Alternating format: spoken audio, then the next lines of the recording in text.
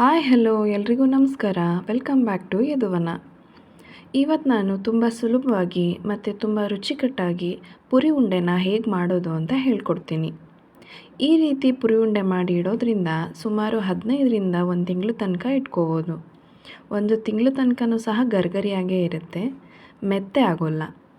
ಬನ್ನಿ ಇವತ್ತು ನಾನು ಪುರಿ ಉಂಡೆನ ಹೇಗೆ ಮಾಡಿದೆ, ಯಾವ ಅಳತೆನಲ್ಲಿ ಮಾಡಿದೆ ಅನ್ನೋದನ್ನು ತೋರಿಸ್ಕೊಡ್ತೀನಿ.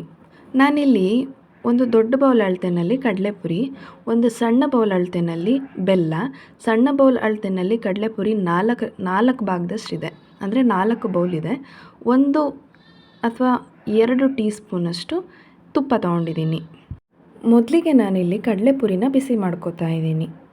ಯಾಕಂದರೆ ಪುರಿ ಉಂಡೆ ಗರಿ ಗರಿಯಾಗಿ ಇರಬೇಕು ಅಂತಂದರೆ ಪುರಿ ಕೂಡ ಗರಿ ಗರಿಯಾಗಿ ಇರಬೇಕು ಅಲ್ವಾ, ಅದಕ್ಕೆ ಮೊದಲಿಗೆ ನಾನಿಲ್ಲಿ ಕಡಲೆಪುರಿನ ಬಿಸಿ ಮಾಡ್ಕೋತಾ ಇದ್ದೀನಿ. ಯಾಕಂದರೆ ಪುರಿ ಉಂಡೆ ಗರಿಗರಿಯಾಗಿ ಇರಬೇಕು ಅಂದರೆ ಪುರಿ ಕೂಡ ಗರಿಗರಿಯಾಗಿ ಇರಲೇಬೇಕಲ್ವ, ಅದಕ್ಕೆ ಕಡಲೆಪುರಿ ಫ್ರೆಶ್ ಆಗಿದ್ದರೆ ಗರಿಗರಿಯಾಗಿದ್ದರೆ ಬಿಸಿ ಮಾಡೋ ಅವಶ್ಯಕತೆ ಏನೂ ಇರಲ್ಲ. ಆದರೂ ಸ್ವಲ್ಪ ಪುರಿನ ಬಿಸಿ ಮಾಡಿಕೊಂಡು ಪುರಿ ಉಂಡೆ ಮಾಡೋದ್ರಿಂದ ಚೆನ್ನಾಗಿರುತ್ತೆ. ಇಲ್ಲಿ ನೀವು ನೋಡ್ತಿರೋ ಥರ ಪುಡಿ ಆದರೆ ಸಾಕು, ಆ ರೀತಿ ಇದ್ದರೆ ಪುರಿ ಉಂಡೆ ಚೆನ್ನಾಗಾಗುತ್ತೆ. ಮತ್ತು ನಾನಿಲ್ಲಿ 1 ಬೌಲ್ನಲ್ಲಿ ಬೆಲ್ಲ ತೊಗೊಂಡಿದ್ನಲ್ವ, ಆ ಬೆಲ್ಲನ ಪಾಕಕ್ಕೆ ಇಟ್ಕೋತಾ ಇದ್ದೀನಿ.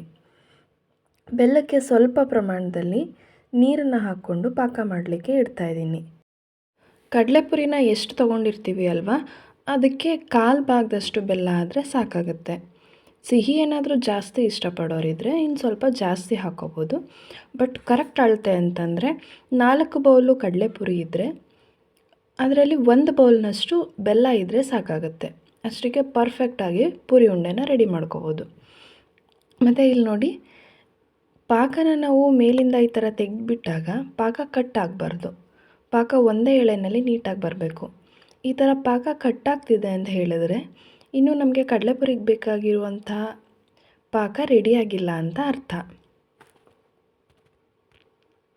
ಇನ್ನೊಂದು 5 ನಿಮಿಷ ಪಾಕ ಆದರೆ ಕರೆಕ್ಟ್ ಪ್ರಮಾಣದಲ್ಲಿ ಪುರಿ ಉಂಡೆಗೆ ಬೇಕಾಗಿರುವಂತಹ ಬೆಲ್ಲದ ಪಾಕ ರೆಡಿ ಆಗುತ್ತೆ. ನೋಡಿ, ಇವಾಗ ನೋಡ್ತಿದ್ದೀರಾ ಅಲ್ಲ, ಈ ಪಾಕನ ನಾವು ಸೌಟ್ನಲ್ಲಿ ಹಾಗೇ ಮೇಲೆತ್ತಿ ಬಿಟ್ಟರೆ ಸ್ವಲ್ಪನೂ ಕಟ್ಟಾಗಲ್ಲ, ಒಂದು ಲೈನಲ್ಲಿ ಕರೆಕ್ಟಾಗಿ ಬರ್ತಿದೆ. ಇವಾಗ ಪಾಕ ರೆಡಿಯಾಗಿದೆಯಾ ಅಂತ ಹೇಳಿ ನಾವು ಒಂದು ಬಟ್ಲಲ್ಲಿ ನೀರು ತಗೊಂಡು ಆ ನೀರಿಗೆ ಸ್ವಲ್ಪ ಬೆಲ್ಲದ ಪಾಕನ ಹಾಕಿ ಟೆಸ್ಟ್ ಮಾಡ್ಕೊಳ್ಳೋಣ.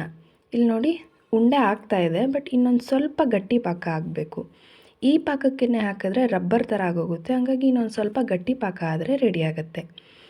ಈ ಟೈಮ್ನಲ್ಲಿ ನಾನು 1 ಟೀ ಸ್ಪೂನ್ ಆಗುವಷ್ಟು ತುಪ್ಪನ ಸೇರಿಸ್ಕೊತಾ ಇದ್ದೀನಿ. ತುಪ್ಪ ಆಪ್ಷನಲ್ ಇರುತ್ತೆ, ಬೇಕಿದ್ದರೆ ಸೇರಿಸ್ಕೋಬೋದು, ಇಲ್ಲ ಅಂದರೆ ಸ್ಕಿಪ್ ಮಾಡ್ಕೋಬೋದು. ಇವಾಗ ನೋಡಿ, ನಾವು ಮತ್ತೆ ಟೆಸ್ಟ್ ಮಾಡೋಣ. ನೀರಿರೋ ಬೌಲ್ಗೆ ಬೆಲ್ಲನ ಹಾಕ್ಕೊಂಡು ಉಂಡೆ ಕಟ್ತಾಯಿದ್ದೀನಿ. ಈ ಉಂಡೆ ಗಟ್ಟಿಯಾಗಬೇಕು, ಮತ್ತು ಬೌಲ್ನಲ್ಲಿ ಹಾಕಿದರೆ ಸೌಂಡ್ ಬರಬೇಕು. ನೋಡಿ, ಈ ಥರ. ಸೊ ಇವಾಗ ನಾವು ತಕ್ಷಣ ಲೇಟ್ ಮಾಡ್ದಲೇ ಕಡಲೆಪುರಿನ ಆ ಪಾಕಕ್ಕೆ ಹಾಕೋಬೇಕು. ಪಾಕ ಮತ್ತು ಕಡಲೆಪುರಿ ಎರಡೂ ಚೆನ್ನಾಗಿ ಹೊಂದ್ಕೋಬೇಕು. ಒಂದೊಂದು ಕಡಲೆಪುರಿಗೂ ಸಹ ಪಾಕ ಆಗಿರಬೇಕು. ಆ ರೀತಿ ಒಳ್ಳೆ ಮಿಕ್ಸ್ ಮಾಡ್ಕೋಬೇಕು.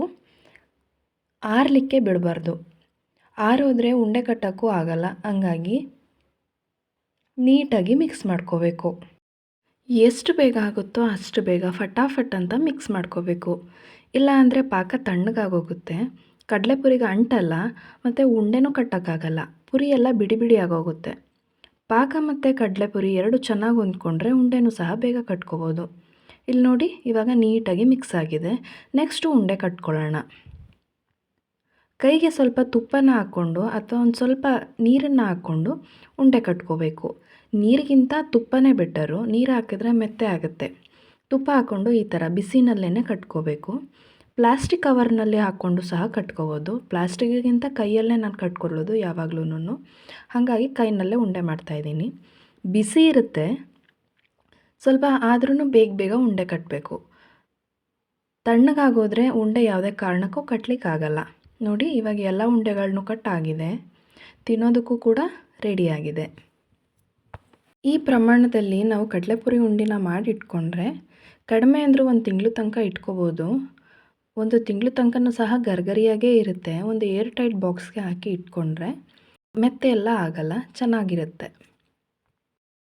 ನೀವು ಸಹ ಮನೆಯಲ್ಲಿ ಟ್ರೈ ಮಾಡಿ ಹೇಗೆ ಬಂತು ಅಂತೇಳಿ ಕಮೆಂಟ್ ಮಾಡಿ ತಿಳಿಸಿ. ಸಬ್ಸ್ಕ್ರೈಬ್ ಆಗೋದನ್ನ ಮರಿಬೇಡಿ.